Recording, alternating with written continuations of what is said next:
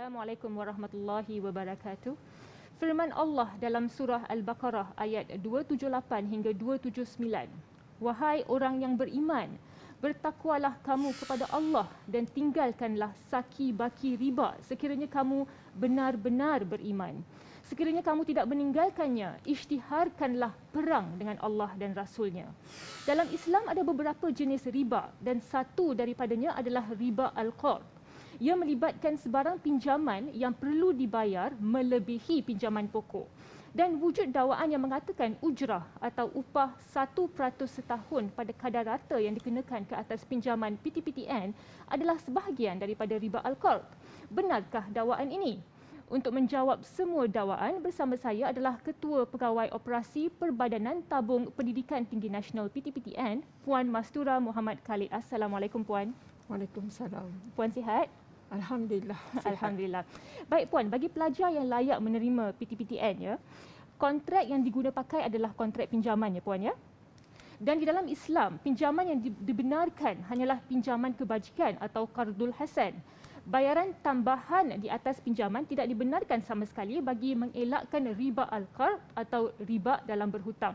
Jadi di sini Puan, ada yang berpendapat ya bahawa pinjaman ujrah patuh syariah PTPTN dilihat bercanggah dengan konsep pinjaman dalam Islam kerana dikenakan bayaran tambahan sebanyak 1% setiap tahun pada kadar rata. Sebagai contoh ya Puan, saya berikan di sini.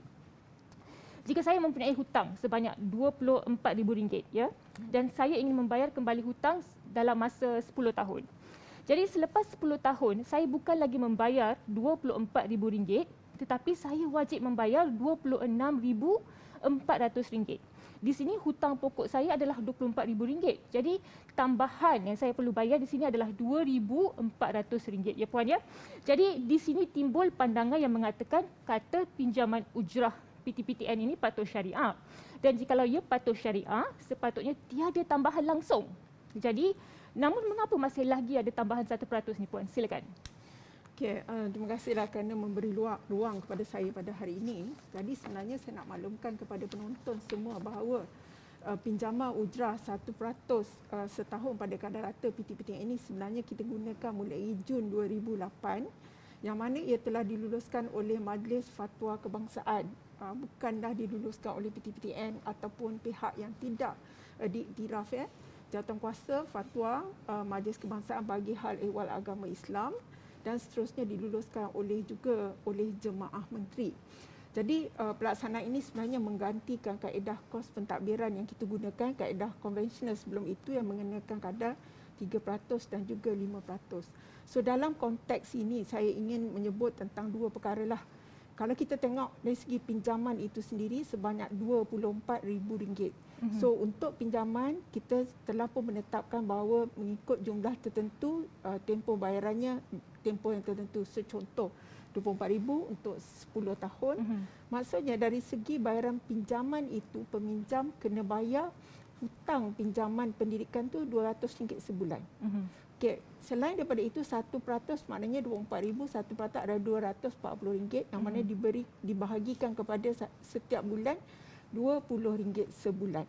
Jadi RM20 ini sebenarnya bukanlah tambahan pinjaman, tapi ia merupakan fee ataupun yuran ataupun upah bagi PTPTN menguruskan pinjaman. Bayangkan PTPTN menguruskan pinjaman ini sebenarnya lebih daripada 10 tahun. Kerana contoh mereka yang mengambil ijazah sarjana muda belajar 4 tahun. Selepas itu kita akan bagi tempoh 1 tahun untuk mereka mencari pekerjaan. Kemudian barulah kita kenakan ujrah selama 10 tahun. So dalam sebenarnya keseluruhannya 15 tahun PTPTN menguruskan pinjaman. Jadi itulah kita kenakan upah untuk kita menguruskan pinjaman. Jadi sebenarnya Majlis Fatwa memang mengatakan bahawa PTPTN boleh mengenakan upah kepada peminjam tidak melebihi daripada kos sebenar. Jadi daripada kiraan kita sebenarnya memang 1% ini adalah sekadar mencukupi untuk kos sebenar PTPTN menjalankan fungsi untuk memberi pinjaman dan seterusnya mengutip balik pinjaman daripada pelajar-pelajar yang masuk ke institusi pengajian tinggi. Baik, Puan. Jadi mungkin ada juga yang kata, okey RM240 ni satu jumlah yang besar, tapi sebenarnya kalau kita tengok 2,400, kalau kita nak tambah, okey kita bagi hutang 24,000, lepas tu kita kata okey boleh bayar fee ni ataupun upah ini 2,400 terus pun boleh juga, tetapi sebenarnya kita bertimbang rasa dan ingin meringankan peminjam kita, jadi kita amortiskan untuk tempoh bayaran balik selama 10 tahun. Jadi tak Jadi ada apa yang kita bayar nak in tekankan advance. di sini, Puan, bahawa tambahan itu adalah bukan riba tetapi lebih kepada menampung kos-kos bagi mengurus dan menyediakan pinjaman kepada betul. peminjam, ya Puan, ya. Ya, betul. Tetapi pada masa yang sama kalau kita lihat kepada pengiraan dia, ya Puan, ya, 1% pada jumlah pinjaman pertama dan juga dikenakan kepada keseluruhan jangka masa pinjaman membuatkan peminjam itu tidak berpeluang untuk berjimat, ya Puan, jika mereka ingin membayar lebih cepat, dan mereka menganggap perkara ini sebagai riba kerana salah satu sebab riba tidak dibenarkan adalah kerana ketidakadilan dan juga penindasan yang ditanggung oleh peminjam. Jadi di sini, Puan, adakah charge 1% ini yang dikenakan untuk menampung kos-kos bagi mengurus dan menyediakan pinjaman kepada peminjam boleh dikatakan sebagai riba? Memang bukan riba kerana dia sebenarnya bukan menambah kepada hutang ataupun money for money berganda yang kita kata tidak buat apa-apa, sebab ini sebenarnya memang tidak langsung PTPTN tidak ada langsung sebarang keuntungan. Kerana kalau kita lihat PTPTN yang ditubuhkan oleh kerajaan ini, kita menggunakan dana meminjam daripada luar untuk memberi pinjaman kepada pelajar, yang mana kos dana ini adalah jauh lebih tinggi, antara 3% sehingga 5% yang perlu dibayar balik kepada institusi keuangan. Jadi 1% ini hanyalah sebenarnya untuk PTPTN mengurus pinjaman itu supaya teratur. Kerana jika tidak, mungkin rekod tidak boleh dikemas kini, tidak ada sistem. Ataupun pelajar tidak boleh melihat sendiri penyata mereka. Kami tidak boleh menguruskan dengan lebih efisien dan lebih cekap bagi memberi peluang kejayaan kepada pelajar-pelajar ini di institusi pengajian tinggi. Jika sistem ini tidak membebankan seperti mana yang Puan sebutkan tadi, mengapa di dalam pembentangan bajet 2019 Majlis Belia Malaysia ada memohon, Puan, bahawa kerajaan untuk menghapuskan sistem ujrah PTPTN kerana ia dilihat membebankan kerana mewujudkan hutang tambahan kepada peminjam PTPTN. Sebagai contoh, ya Puan, ada peminjam PTPTN yang terpaksa menanggung tunggakan sehingga RM9,000 kesan daripada sistem ujrah, sekaligus membebankan mereka yang kebanyakannya baru memulakan kerjaya serta membina kehidupan. Mengapa? Sila Puan komen mengenai isu ini. Okey, dari segi isu tunggakan, kadang-kadang ya terdapat juga silap faham di kalangan peminjam kita. Kerana tunggakan itu sebenarnya adalah sebahagian daripada jumlah pinjaman yang perlu dibayar kepada PTPTN. Dalam contoh tadi ya, mungkin 24,000 ini mereka perlu bayar RM200 sebulan ataupun RM220 sebulan termasuk dengan ujrah tadi selama 10 tahun. Tetapi berkemungkinan selama 4 atau 5 tahun mereka tidak membuat bayaran balik. Jadi di situ ansuran RM220 ni didarab dengan bilangan bulan mereka tidak membayar balik, itu adalah sebenarnya tunggakan. So RM9,000 ini adalah sebenarnya sebahagian daripada pinjaman yang telah diberikan oleh PTPTN. So jalan keluar kepada mereka adalah sebenarnya mereka perlu membuat penstrukturan dengan PTPTN supaya jumlah pinjaman itu tidak lagi tertunggak. Baiklah. Sebenarnya di sini kadang-kadang mereka melihat itu sebagai tambahan. Tapi kalau dilihat di dalam penyata, RM9,000 itu adalah sebahagian daripada jumlah hutang keseluruhan mereka. Baiklah Puan, satu lagi soalan sebelum kita terus kepada commercial break, ya Puan, ya. Kalau kita lihat ya, peminjam kepada PTPTN ini adalah daripada golongan B40 dan juga M40, ya Puan. Boleh dikatakan golongan yang memerlukanlah. Jadi bolehkah saya kata kalau tambahan 1% ini lebih layak kalau ditanggung oleh kerajaan ataupun institusi kewangan Islam tetapi bukan kepada pelajar-pelajar yang memerlukan ini? Okay. Seperti yang saya katakan bahawa pinjaman yang kita berikan ini adalah membantu peminjam-peminjam kita ataupun membantu pelajar yang tidak mempunyai kemampuan keuangan untuk belajar, kerana objektif PTPTN ditubuhkan adalah untuk memastikan tidak ada pelajar yang tercicir daripada masuk ke IPT kerana masalah keuangan. Jadi kalau dilihat sebenarnya 1% ini sangat minimum dan saya rasa tidak ada mana-mana institusi keuangan yang memberikan kos ujrah ini, ujrah serendah ini kepada peminjam-peminjam mereka. Itu yang pertama. Yang keduanya, dari segi kos, seperti yang saya katakan tadi, kita tidak lagi menerima sebarang geran daripada kerajaan dan PT-PTN meminjam daripada institusi keuangan yang mana pinjaman yang dibuat atau penerbitan sukuk yang dibuat ini melibatkan kos dana antara 3% sehingga 5% setahun. So sebenarnya kita juga, PT-PTN juga, kerajaan juga mempunyai satu kos yang perlu ditanggung selain daripada kos operasi. So kos mengurus tadi sahaja yang kita kenakan kepada peminjam kerana ia adalah secara terus kepada peminjam, kita menguruskan akaun mereka. Apa yang kita nak tekankan kat sini, kos 1% ini sangatlah minimum dan ia bukan digelar ataupun dipanggil sebagai riba ya Puan ya. Ya, betul. Baiklah, terima kasih dan kita akan kembali lagi selepas ini dengan lebih banyak perbincangan, jadi jangan ke mana-mana.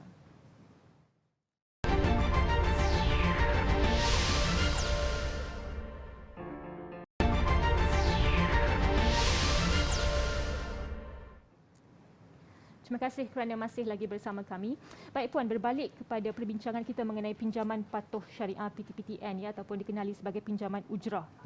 Kontrak pinjaman ujrah PT-PTN ada menyatakan bahawa peminjam dikenakan upah pengurusan pinjaman ataupun ujrah sebanyak 1% atau apa-apa kadar yang ditetapkan oleh Perbadanan dari semasa ke semasa ke atas jumlah pinjaman sepanjang tempoh bayaran balik yang ditetapkan mulai tarikh kuat kuasa bayaran balik pinjaman tersebut.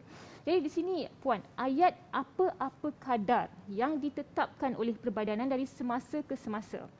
Adakah ini juga bermaksud bahawa PT-PTN boleh ubah charge perkhidmatan pada bila-bila masa sahaja, bukan 1% tapi peratusan yang lain, dan peminjam wajib untuk bersetuju sahaja? Okey. Memang kalau kita lihat dalam perjanjian PT-PTN, memang saya pun dah semak juga, memang ada PT-PTN berhak untuk mengubah.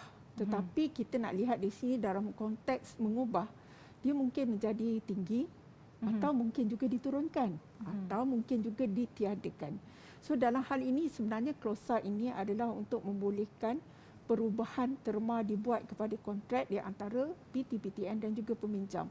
Namun begitu, saya rasa peminjam tidak perlu gusar dan susah kerana jangan susah hati kerana sebenarnya PT-PTN tidak akan menaikkan kadar faedah, kadar pinjaman yang dikenakan, kadar ujrah yang dikenakan secara sewenang-wenangnya. Sudah tentu mesti ada analisis, mesti ada libat urus, mesti ada persetujuan dan seterusnya.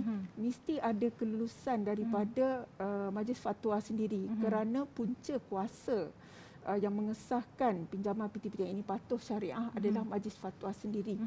Dan itu dari segi pelaksanaan. Bermakna kalau dilaksanakan bukanlah kita tahun ni 1%, tahun depan 2%, tahun seterusnya tidak begitu kerana kita sebagai sebuah organisasi kerajaan sudah tentunya sebarang keputusan dasar itu akan dibuat pertimbangan sewajarnya. Itu dari segi keputusan. Yang kedua, dari segi pelaksanaan, sekiranya terdapat perubahan pada kadar upah yang dikenakan, sudah tentu notis akan dikeluarkan oleh PT-PTN kepada peminjam untuk mereka menyatakan persetujuan kepada perubahan kadar ini. Jadi persetujuan bagi daripada pelajar itu pun wajib ya Puan ya? Ya. Baiklah. Okey Puan, kita akan ke soalan yang seterusnya ya Puan. Dalam pembentangan bajet 2022, kerajaan ada bersetuju untuk memberikan diskaun bayaran balik pinjaman PT-PTN bermula daripada 1 November 2021 sehingga 30 April 2022 ya Puan ya. Sudah pasti diskaun yang dinyatakan ini akan memberi reaksi yang positif kepada mereka yang masih lagi belum melunaskan pinjaman PT-PTN. Namun, keistimewaan yang sama Puan mungkin tidak dapat dirasakan oleh mereka yang telah pun membayar hutang sebelum ini. Mereka tidak ada rebate bagi pembayaran awal dan sebagainya. Sebagai contoh ya, saya bagikan contoh kepada Puan di sini. Kita ada dua peminjam. Okay, A dan B. Dan kedua-duanya berhutang kepada PT-PTN sebanyak RM50,000 ya. Peminjam A telah pun membayar RM40,000 sebelum ada diskaun dan selepas pengumuman diskaun ini beliau pun membayar baki iaitu RM10,000. Dan di sini diskaun yang diberikan hanyalah ke atas baki RM10,000 iaitu diskaun 15%. Jadi total bayaran bagi peminjam A ini adalah RM48,500. Bagi peminjam B pula yang tidak membayar langsung hutang PTPTN beliau, namun apabila dia mendapat tahu mengenai pengumuman ini, dia pun cepat-cepat pergi bayar dia punya PTPTN sebanyak RM50,000, dan di sini bermaksud total bayaran bagi peminjam B adalah RM42,500. Di sini kalau kita lihat ada penjimatan RM6,000 ya bagi peminjam B yang tidak bayar langsung PTPTN sebelum ini. Jadi persoalan saya, Puan setuju kalau saya katakan lebih baik kita bayar lambat sebab kita dapat jimat RM6,000 di sini. Silakan. Okey, secara prinsipnya saya tidak bersetujulah kalau peminjam ada mengatakan lebih baik bayar lambat, kerana sebenarnya terutamanya kepada peminjam Muslim beragama Islam, mereka telah tertakluk kepada kontrak dan terma yang termaktub di dalam perjanjian. Bermakna mereka perlu membuat bayaran balik mengikut jadual bayaran yang ditetapkan, dan sekiranya ada masalah mereka boleh berunding dengan PTPTN untuk penjadualan semula. Okey, seterusnya dari segi dasar pemberian diskaun ini adalah sebenarnya insentif yang diberikan oleh kerajaan, yang mana ia diberikan oleh Kementerian Keuangan pada kebiasaannya melalui bajet-bajet. Dan sebenarnya kita telah beberapa kali menerima ataupun memberikan insentif ini bermula tahun 2012 sehingga 2018, dan yang terkini adalah pada tahun 2021 sehingga 2022 ini.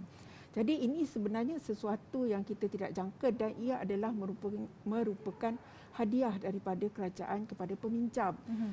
Dan ini sebenarnya saya rasa mungkin boleh diibaratkan seperti saman juga, kerana dia tidak beri pada sepanjang masa, tetapi sebagai seorang peminjam yang bertanggungjawab, kita akan tetap membuat bayaran balik mengikut jadual yang ditetapkan.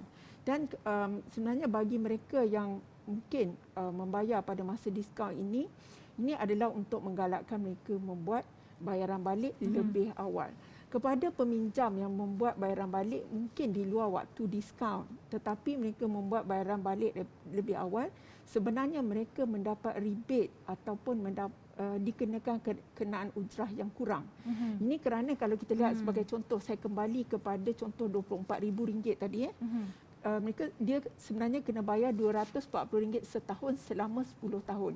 Tapi seandainya peminjam kena membayar lebih awal, katalah dia hanya membayar dalam tempoh 2 tahun dah selesai, bermakna ujrah untuk tempoh 8 tahun lagi adalah tidak dikenakan, dia tak perlu bayar dan jimat kepada beliau. Jadi ada penjimatan di situ bagi mereka yang membayar awal, ya Puan? Ya, betul. Baiklah.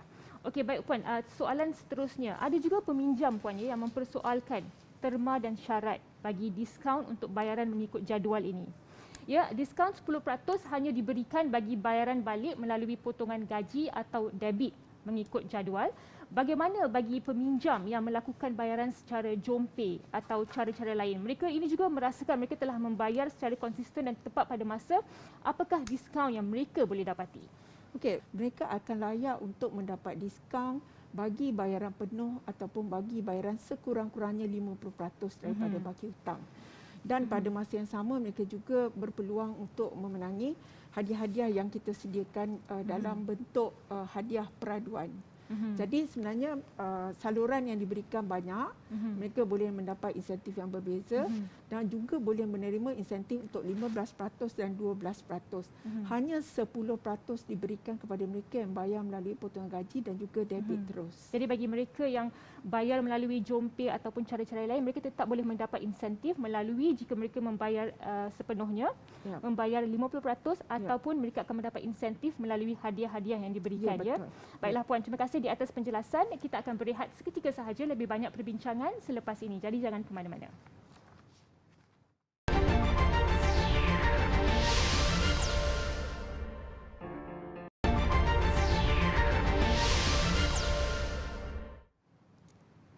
Terima kasih kerana masih lagi bersama kami dalam Tijarah. Baik Puan, kalau kita lihat ya, pemberian insentif PTPTN ini sebenarnya telah berjaya untuk menarik minat peminjam-peminjam untuk membuat bayaran balik kepada PTPTN ya Puan ya. Sehingga September tahun lepas, PTPTN sudah pun mengutip 15.5 bilion ringgit bayaran balik pinjaman daripada peminjam, dan sebanyak 77.5% atau hampir 800,000 peminjam PTPTN sudah pun menyelesaikan pinjaman mereka.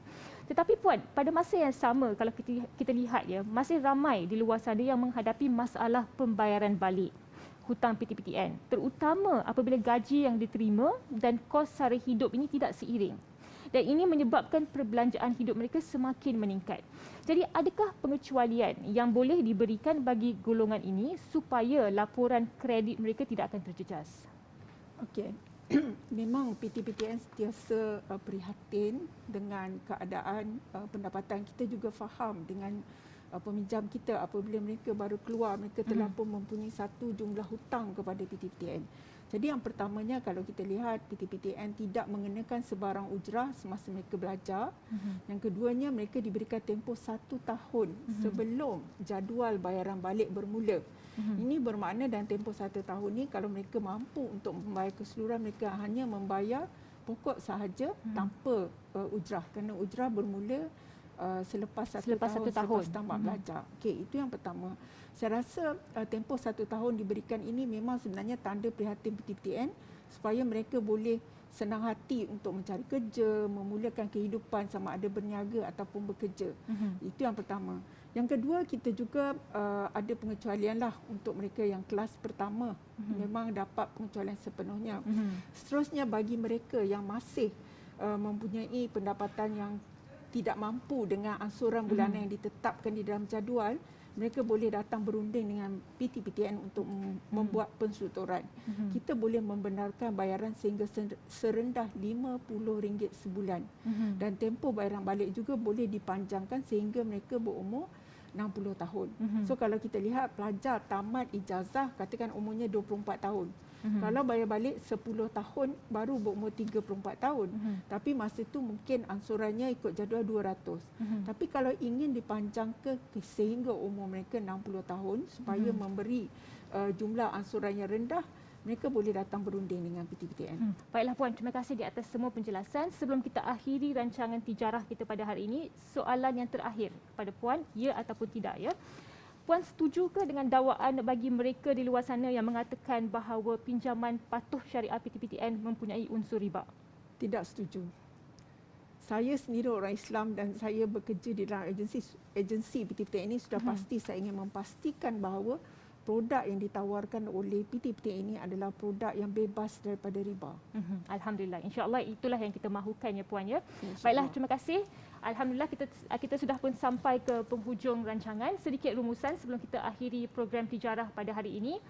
Jelas ya, upah 1% tahun yang dikenakan ke atas pinjaman pada kadar rata bukanlah riba kerana ia bukan bayaran tambahan akibat daripada pinjaman yang diberikan, namun ia adalah bayaran untuk menampung kos-kos bagi mengurus dan menyediakan pinjaman kepada peminjam. Selain itu, PTPTN juga harus terus memperkukuh dan menginovasi sistem database dan juga skim-skim pembayaran balik hutang PTPTN supaya semua golongan peminjam akan berasa puas hati dan berasa tanggungjawab untuk membuat pembayaran hutang tepat pada masa. Akhir sekali, membayar hutang adalah perkara wajib bagi umat Islam dan hutang PTPTN juga merupakan sebuah hutang yang sememangnya perlu dilunaskan oleh pelajar yang telah meminjamnya. Ingatlah bahawa baginda Rasulullah SAW tidak akan menyempurnakan solat jenazah bagi orang yang tidak melunaskan hutangnya. Sampai di sini sahaja, insya-Allah kita berjumpa lagi di minggu hadapan. Saya Syabana Hassan. Assalamualaikum.